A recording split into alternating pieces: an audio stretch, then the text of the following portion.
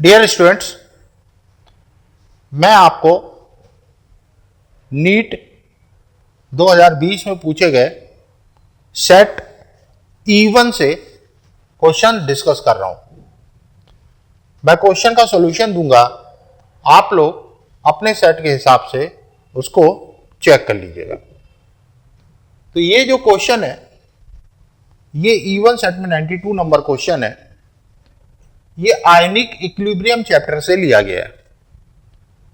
इसमें कहा गया है फाइंड आउट सॉल्युबिलिटी ऑफ निकल hydroxide in 0.1 molar NaOH given that the ionic product of NiOH whole twice is 2 into 10 to the power minus 15।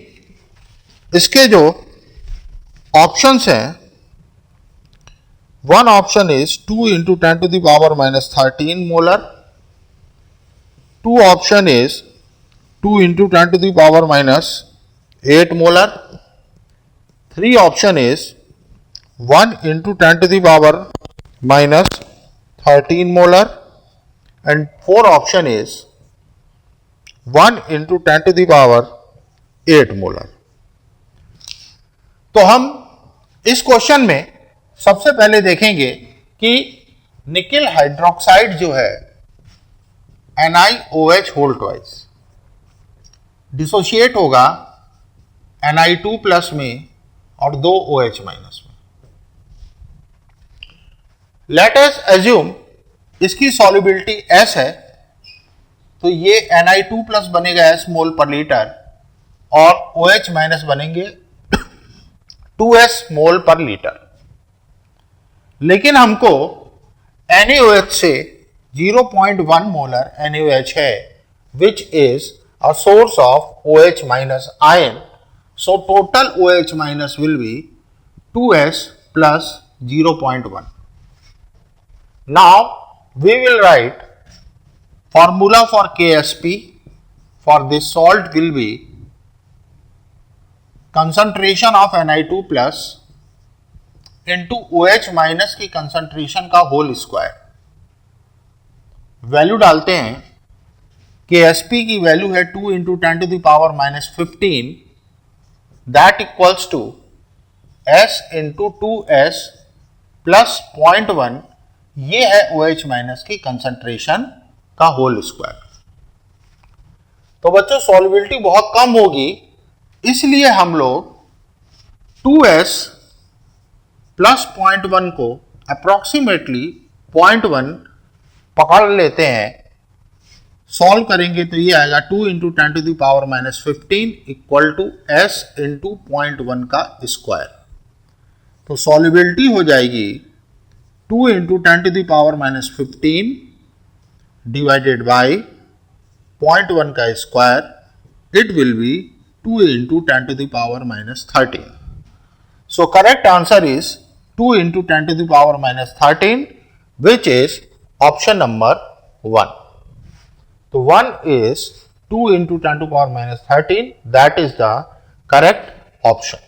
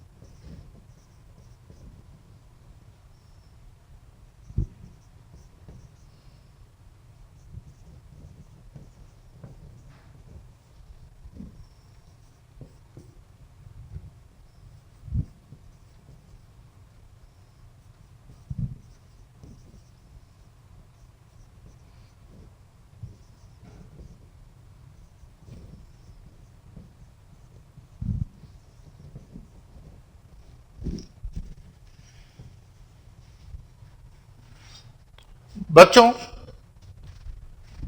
Next question जो है वो solid state chapter से लिया गया है। इस क्वेश्चन में कहा गया है कि an element has a body centred cubic structure with a cell edge of 288 picometre. The atomic radius will be. तो बॉडी सेंटर्ड क्यूबिक में क्या होता है उसको समझिए। बॉडी सेंटर्ड क्यूबिक में कॉर्नर पे एटम्स होते हैं और एक एटम जो होता है, कॉर्नर पे एटम्स होते हैं और एक एटम जो है वो ठीक बीचों बीच पाया जाता है। एक एटम जो है वो ठीक बीचों बीच पाया जाता है। तो हम जानते हैं कि कॉर्नर के एटम्स एक दूसरे को टच नहीं करते हैं। ये एटम इस एटम को टच नहीं करेगा, ये एटम इस एटम को टच नहीं करेगा। जबकि ये जो कॉर्नर के एटम है ये बीचों बीच जो एटम पाया जा रहा है इसको टच करेंगे according to body diagonal. Body diagonal का मतलब एक्सट्रीम कॉर्नर को मिलाने वाला डायगोनल। तो एक्सट्रीम कॉर्नर को मिलाने वाले डायगोनल की वैल्यू होती है a√3, जहां पर a होती है एज लेंथ। तो a√3 is length of the body diagonal which equals to 4 times of radius. 4 times of radius क्यों होगा? क्योंकि कॉर्नर के एटम की ये रेडियस है, बॉडी सेंटर एटम ये है और अगला कॉर्नर का एटम ये है। तो ये 4 एटम्स जो हैं ये बॉडी डायगोनल के अलोंग मिल रहे हैं। इसकी रेडियस r है, बीच वाले का डायमीटर आएगा 2r और किनारे वाले की रेडियस, इस वाले की रेडियस आएगी, इसका डायमीटर आएगा और इसकी रेडियस आएगी। तो सम हो गया 4r। तो a√3 equal to 4r। a की वैल्यू गिवन है हमको 288 पिकोमीटर। तो 288√3 इक्वल टू 4r। तो r विल बी 288√3 अपॉन 4। तो अब 4 ऑप्शंस जो हमको दिए गए हैं, इन चारों ऑप्शंस में हम देखेंगे कि कौन सा सही ऑप्शन होगा। तो it will be option number 1, √3/4 288 picometre, जो कि यहां से कैलकुलेट करने पर आ रहा है।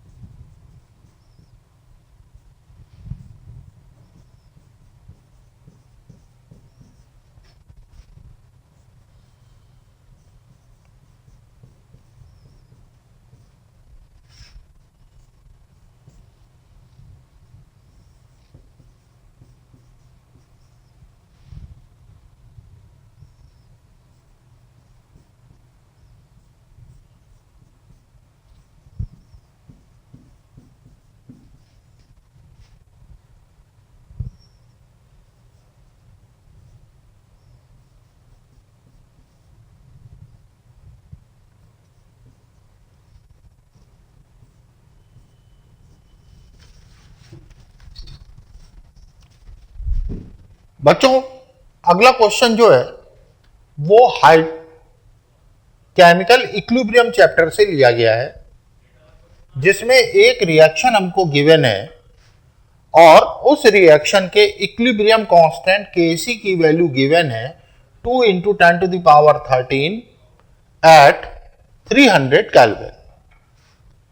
रिएक्शन का Gibbs free energy change delta G not पूछा जा रहा है और इसमें कुछ भी सॉल्व नहीं करना है, हमें सिर्फ वैल्यूज को रखना है क्योंकि ये एक्सप्रेशन इसी फॉर्म में हमको दिया हुआ है। तो हम क्या करेंगे, सबसे पहले याद करिए कि गिब्स फ्री एनर्जी चेंज किस तरह से एक इक्विलिब्रियम कांस्टेंट से कनेक्टेड होता है। तो delta G naught equal to minus RT ln K, जहां R गैस कांस्टेंट है, T टेम्परेचर इन केल्विन है, K is value of equilibrium constant. तो अब हम लोग यहां पर वैल्यू डालते हैं। R की वैल्यू 8.314 जूल पर मोल केल्विन होती है। T दिया है, टेम्परेचर दिया है क्वेश्चन में 300 और K की वैल्यू गिवन है 2 × 10⁻13। तो ये हमारा एक्सप्रेशन आ चुका है। अब हमें सीधा सीधा इस एक्सप्रेशन को कंपेयर करना है चारों ऑप्शन से। तो बच्चों कौन सा ऑप्शन सही होगा, हमें साफ दिख रहा है option number 1 exactly matches with the answer. तो answer will be option number 1। 1 is correct option.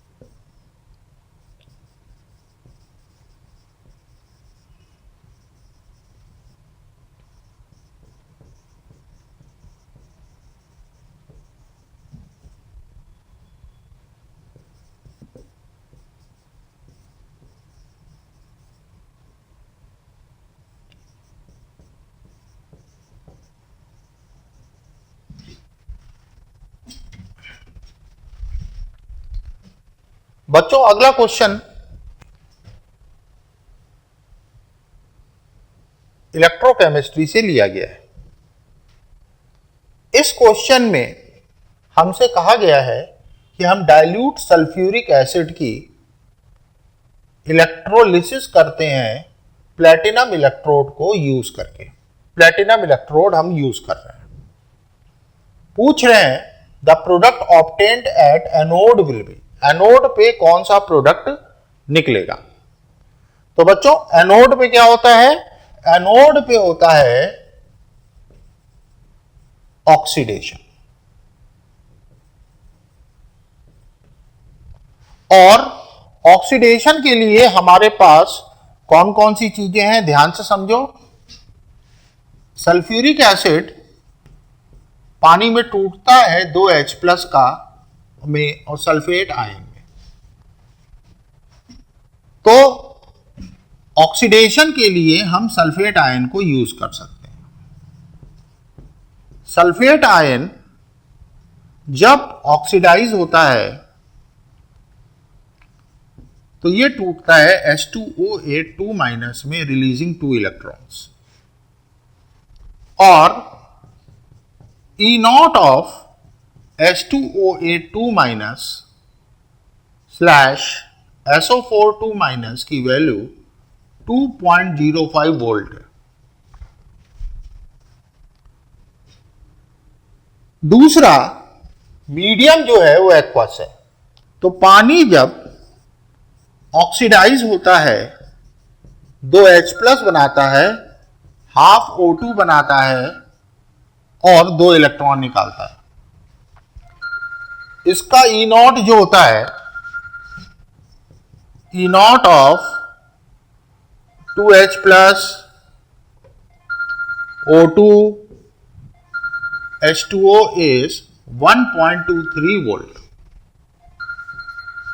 तो now looking at the question, हमें पता है ऑक्सीडेशन के लिए कौन जाएगा। ऑक्सीडेशन उसका हमेशा होता है जो इलेक्ट्रोकेमिकल सीरीज में ऊपर होता है। तो हम देख रहे हैं ये वैल्यू 1.23 वोल्ट है, ये ऊपर होगी, और ये 2.05 वोल्ट है, ये नीचे होगी। तो इसका मतलब हुआ कि पानी का ऑक्सीडेशन होगा, पानी का ऑक्सीडेशन होगा, और पानी का ऑक्सीडेशन होगा तो O2 गैस निकलेगी। तो answer will B 2 oxygen gas.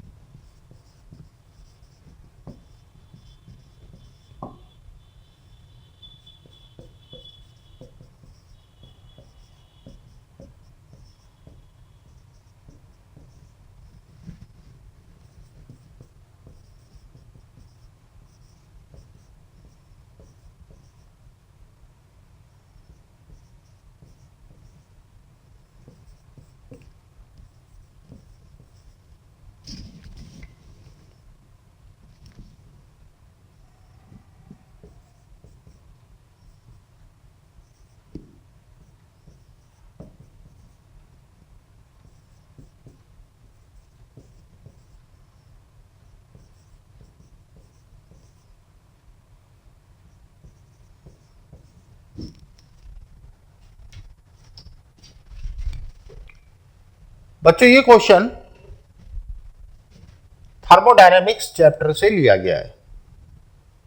इसमें कहा गया है कि किसी गैस का फ्री एक्सपेंशन हो रहा है एडियाबैटिक कंडीशन में, तो कौन कौन से ऑप्शंस हमारे सही हैं। तो ध्यान से देखिए, जब एडियाबैटिक होता है तो Q की वैल्यू 0 होती है, Q की वैल्यू 0 होती है। और दूसरी चीज कह रहे हैं कि फ्री एक्सपेंशन है।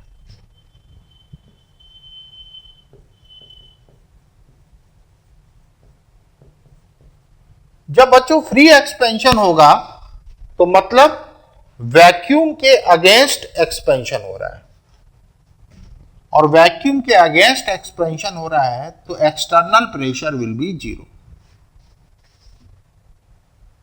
वर्क डन का क्या फॉर्मूला होता है? केमिस्ट्री में वर्क को कहते हैं minus integral P external dV। External pressure 0 है तो वर्क भी 0 हो जाएगा। वर्क भी 0 हो जाएगा। अगली चीज, फर्स्ट लॉ ऑफ थर्मोडायनेमिक्स लिखते हैं। तो फर्स्ट लॉ के हिसाब से delta U equal to delta Q plus delta W. Delta Q 0 है, डेल्टा डब्ल्यू 0 है, तो डेल्टा यू भी 0 हो जाएगा। 0 प्लस 0 इक्वल टू 0। और delta U is ideal gas के लिए एनसीवी डेल्टा टी। चूंकि डेल्टा यू 0 है तो ये पूरा 0 हो जाएगा, तो इसका मतलब है डेल्टा टी विल बी 0। तो हमें तीन चीजें मिल गई हैं। पहली चीज क्यू 0 है, डब्ल्यू 0 है, डेल्टा टी 0 है। अब हम अपने चारों ऑप्शंस को ध्यान से देखते हैं। किस ऑप्शन में क्यू भी 0 है, डेल्टा टी भी 0 है और डब्ल्यू भी 0 है, तो हमें मिलेगा ऑप्शन नंबर 1। तो 1 इज करेक्ट आंसर।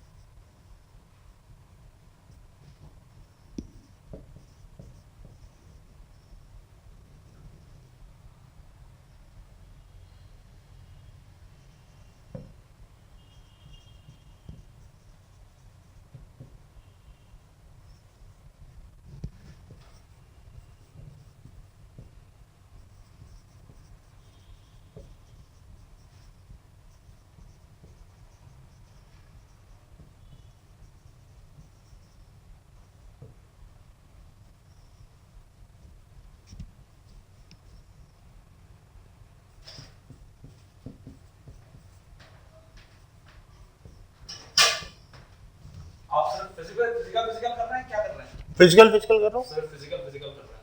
ये क्वेश्चन नंबर रेफरेंस के लिए डाल दे रहा हूँ। हाँ ठीक है ना, बिल्कुल सही है। और वो तो बाकी सेट तो अपना अंडरस्टूड है, वो मेंशन कर देंगे हम उसमें। जी आप फिजिकल कर रहे हैं, बाकी कल सुबह देखेंगे फिर अपन, है ना। हाँ सनी जी करेंगे, सनी जी को बोलते हैं कि इनऑर्गेनिक उन्होंने सॉल्व किए हैं।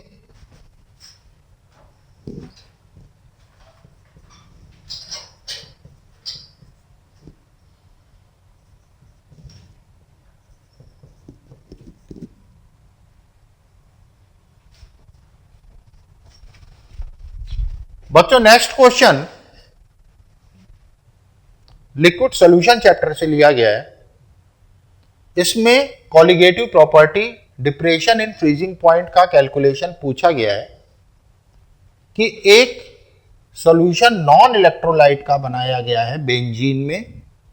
बेंजीन का केएफ दिया है 5.12 और सॉल्यूशन की मोलारिटी दी गई है 0.078।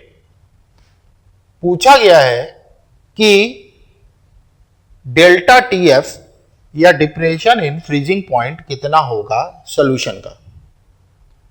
तो बच्चों ये सीधा फॉर्मूला बेस्ड क्वेश्चन है। हमें पता है कि depression in freezing point delta TF is KF into molarity. KF की वैल्यू, फ्रीजिंग पॉइंट कांस्टेंट की वैल्यू है 5.12, क्वेश्चन में गिवन है, और मोलालिटी गिवन है 0.078। इसको सॉल्व करेंगे तो ये आता है 0.399। तो 4 ऑप्शंस हमारे सामने हैं, तो कौन सा ऑप्शन 0.399 के क्लोज है? That is 0.4। तो 0.4 is the correct option.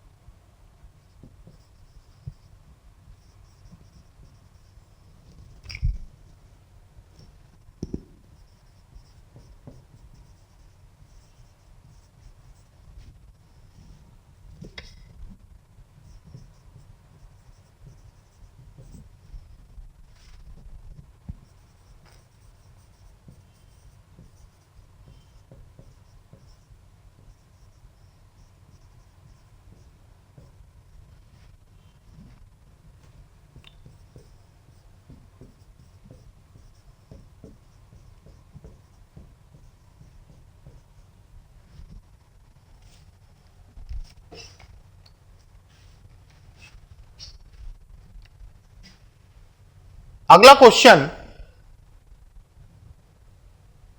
Electrochemistry से लिया गया है। इस क्वेश्चन में कहा गया है कि अगर मोल्टेन CaCl2 की इलेक्ट्रोलिसिस की जाए तो 20 ग्राम कैल्शियम को निकालने के लिए, 20 ग्राम कैल्शियम को एक्सट्रैक्ट करने के लिए कितने फैराडे करंट की जरूरत पड़ेगी? बच्चों, फैराडे का मतलब होता है मोल ऑफ इलेक्ट्रॉन्स। फैराडे का मतलब होता है मोल ऑफ इलेक्ट्रॉन्स। तो ध्यान से देखिएगा कि हम CaCl2 को जब तोड़ेंगे तो ये Ca2 प्लस और 2 Cl माइनस में टूटेगा जब ये मेल्ट होगा। इसके बाद Ca2 प्लस 2 इलेक्ट्रॉन को लेकर के कैल्शियम बनाएगा। अब हम लोग देखते हैं कि जितने मोल कैल्शियम के होंगे उसके दुगने मोल इलेक्ट्रॉन्स के होंगे। कैल्शियम के मोल हैं 20/40, क्योंकि 20 ग्राम कैल्शियम हमने लिया है। It is half mole. तो बच्चों, अब स्टोइचियोमेट्री लगा सकते हैं। एक कैल्शियम के लिए 2 इलेक्ट्रॉन, मतलब जितने कैल्शियम होंगे उसके डबल इलेक्ट्रॉन की जरूरत पड़ेगी।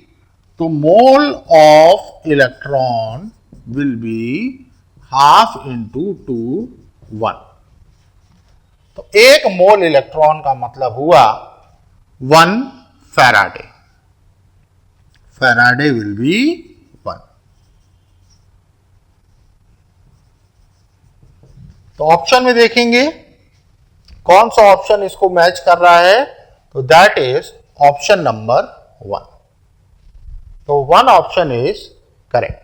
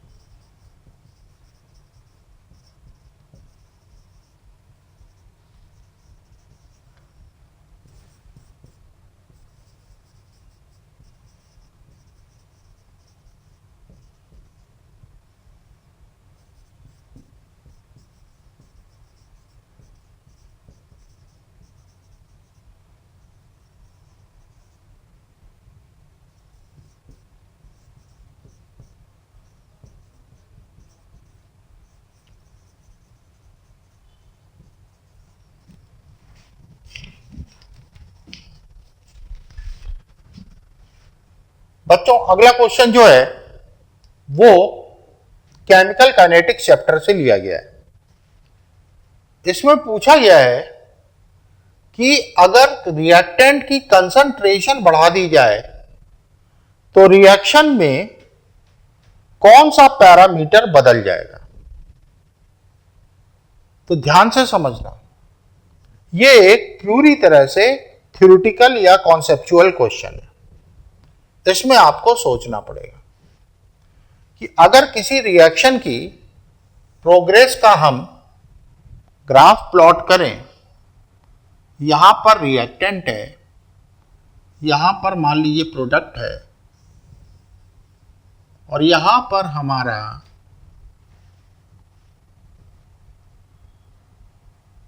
हाई एनर्जी पर ट्रांजिशन स्टेट है। तो इस डिफरेंस को कहते हैं एक्टिवेशन एनर्जी। ये जो एनर्जी का डिफरेंस होता है इसे कहते हैं थ्रेशोल्ड एनर्जी, और ये जो डिफरेंस होता है इसे कहते हैं enthalpy of reaction delta H R.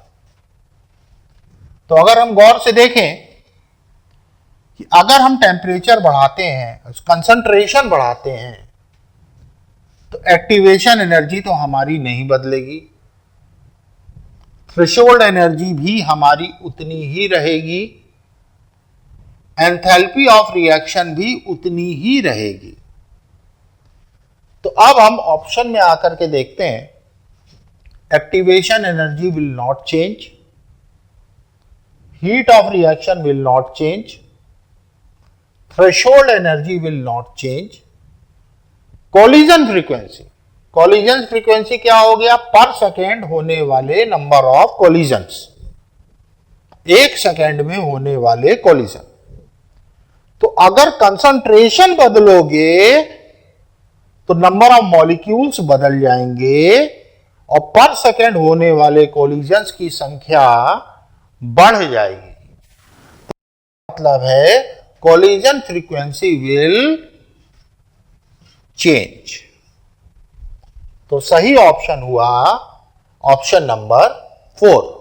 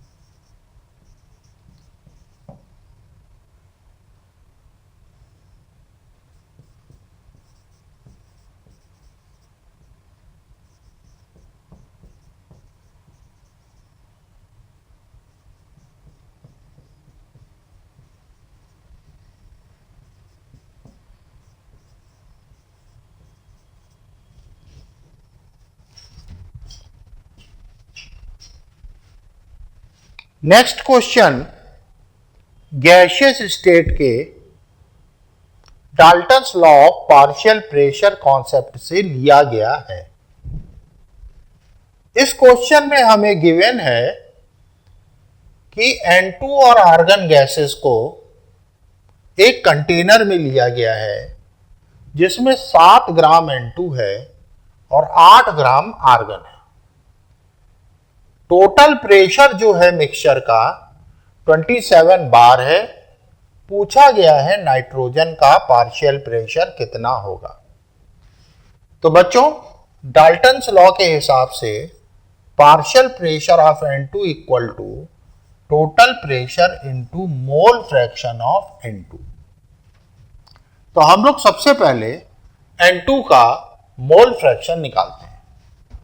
तो mole fraction of N2 is mole of N2 7/28। 7 gram N2 का मोलर मास होता है 28 divided by mole of N2 7/28 plus mole of argon का 8 ग्राम है, मोलर मास होता है 40।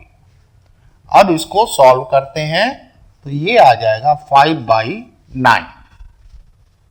Now partial pressure of N2 will be 5/9 multiplied by total pressure, और total pressure हमें question में गिवन है 27 बार।